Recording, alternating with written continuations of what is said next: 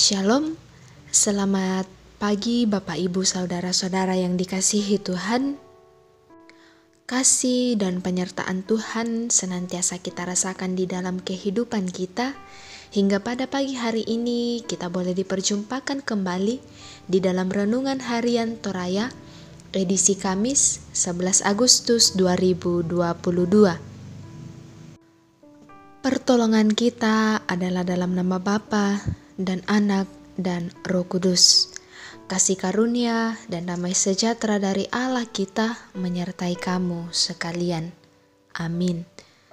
Firman Tuhan yang akan kita dengarkan dan kita renungkan pada pagi hari ini terambil dari kitab Yesaya pasal 2 ayat 12 sampai 22.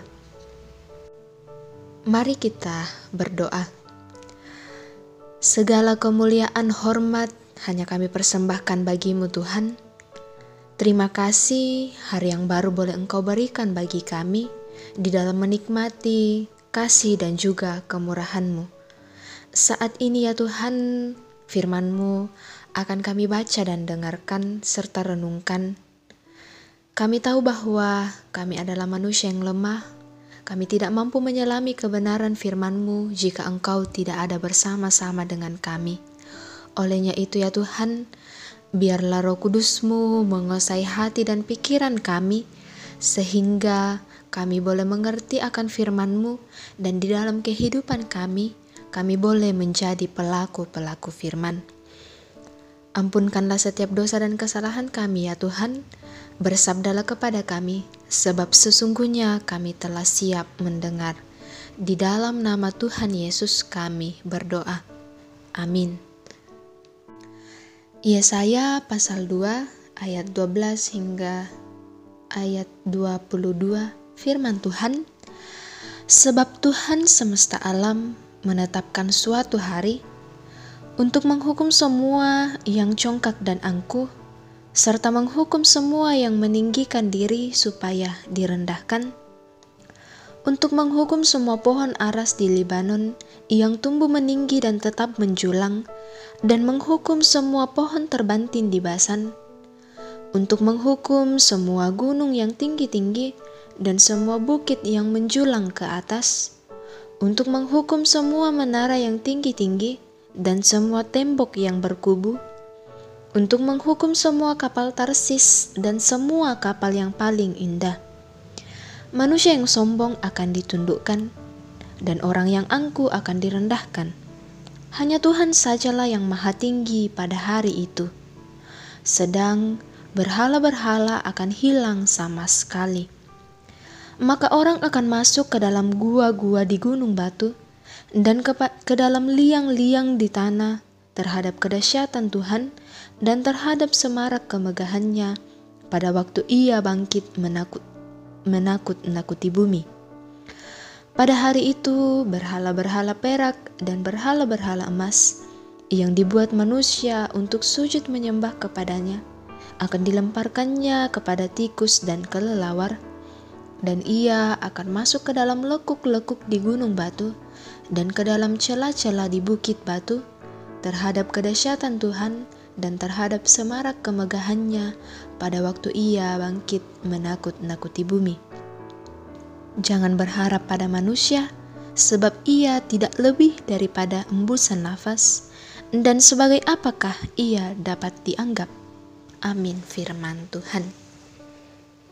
Dari bacaan kita diberi satu tema, yaitu kesombongan.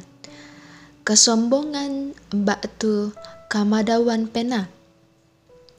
Sombong adalah sikap menghargai diri secara berlebihan. Seorang teolog bernama Reinhold Niebuhr menegaskan persoalan teologis dari kesombongan dengan menyebutnya sebagai dosa yang pertama dan terutama. Mengapa? Dalam kesombongan, manusia cenderung meninggikan diri dan dapat terjebak mentuhankan dirinya. Yesaya menubuatkan tindakan Allah bagi orang-orang yang sombong.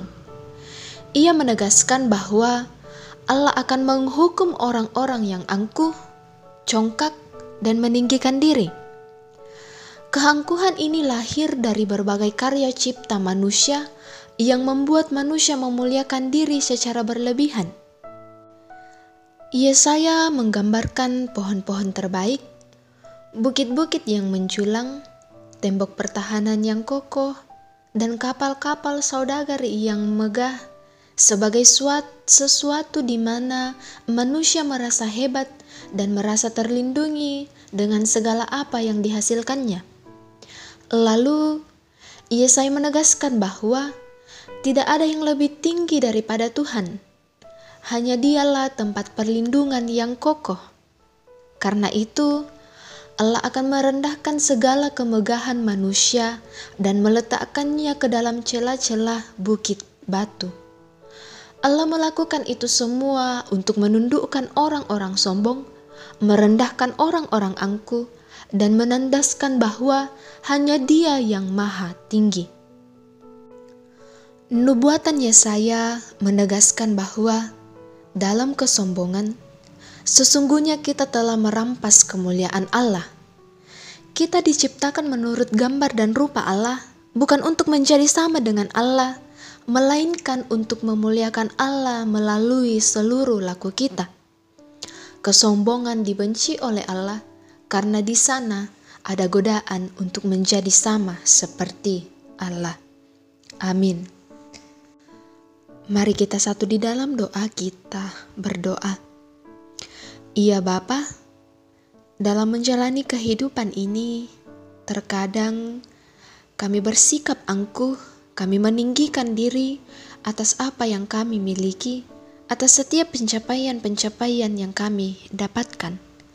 Akan tetapi firman-Mu pada pagi hari ini mengingatkan kami bahwa sesungguhnya kesombongan itu merampas kemuliaan Allah, bahwa kami diciptakan menurut gambar dan rupa Allah, bukan untuk menjadi sama dengan Allah, melainkan ya Tuhan untuk memuliakan Engkau di dalam setiap langkah kehidupan kami. Dan kami berdoa bersama jemaat Tuhan. Kami berdoa bagi yang di dalam kelemahan tubuh, kiranya Tuhan senantiasa melawat mereka, senantiasa menjamah tubuh mereka ya Tuhan, sehingga melalui setiap usaha yang mereka usahakan, dari dalamnya mereka boleh memperoleh kesembuhan yang hanya berasal daripada Tuhan. Orang tua kami ya Tuhan, yang di dalam masa tua, kiranya Tuhan selalu menopang mereka, selalu menguatkan mereka ya Tuhan.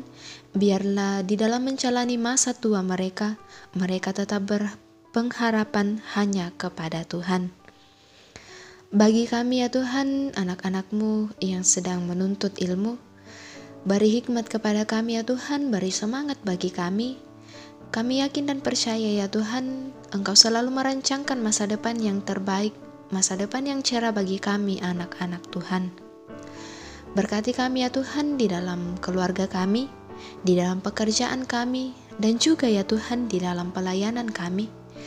Biarlah ya Tuhan apa yang kami lakukan, setiap apa yang kami kerjakan ya Tuhan, memuliakan Tuhan, baik itu di dalam keluarga kami, orang-orang yang ada di sekitar kami ya Tuhan. Kiranya mereka merasa terberkati melalui apa yang kami kerjakan, melalui apa yang kami lakukan, sehingga ya Tuhan, kami boleh bersama-sama mengucap syukur kepada Tuhan. Kehidupan kami hari ini kami serahkan ke dalam tangan pengasihan Tuhan. Bukan kehendak kami yang terjadi, melainkan kehendak-Mu lah yang terjadi. Kiranya Roh Kudus-Mu selalu menuntun dan menyertai kami di dalam setiap apa yang kami lakukan pada hari ini. Di dalam Kristus Yesus kami berdoa. Amin. Mari kita terima berkat dari Tuhan. Kiranya Allah mengasihani kita dan memberkati kita.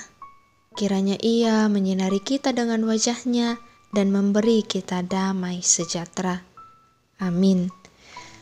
Terima kasih untuk kebersamaan kita pada hari ini, pada pagi hari ini, di dalam menikmati persekutuan dengan Tuhan.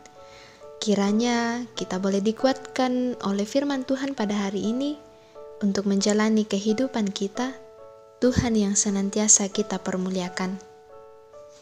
Salam sehat, Tuhan Yesus memberkati.